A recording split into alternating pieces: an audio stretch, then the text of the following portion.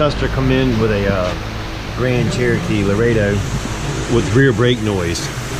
And in the first inspection, her brakes are a little worn, but if you look, you're going to see axle grease. And what that's doing is it's getting hot and it's heating up and it's getting on the pads and making noise. So I'm going to show you in this video how to replace an axle seal. What you're going to do is there's two plugs. You're going to remove these two plugs. One's here and one is right here.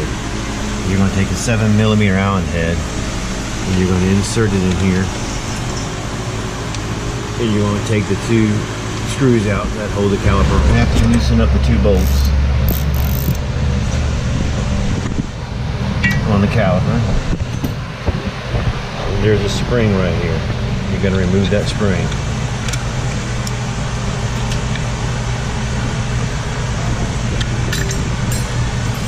And then you put a screwdriver here and the caliper just pops right up.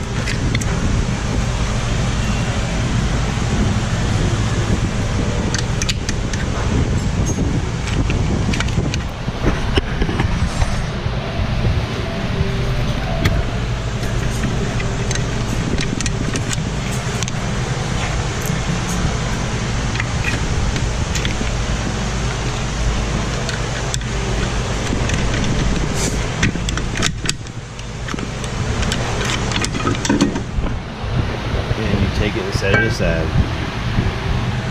As you can see, the brakes look good. They got plenty of meat on them. But what she was hearing was the axle grease right here was getting in between the pad and the rotor, creating a noise that she was hearing when it got hot. You're going to use a 18mm socket and ratchet to remove the bolt that holds the caliper bracket on. Once you remove this bracket, you can remove the rotor. What you're going to do to remove the rotor is take a hammer, a couple of smacks, loosen it up, and it comes right off. And that'll expose the emergency brakes, which are going to now have to be replaced because of all the axle grease leaking. There are two clips. There's one here and there's one right here. To remove these clips, you just push it in and slide it. And you're going to remove a spring here and a spring down in there. And the emergency brakes will come off. These are what the clips look like when they're removed.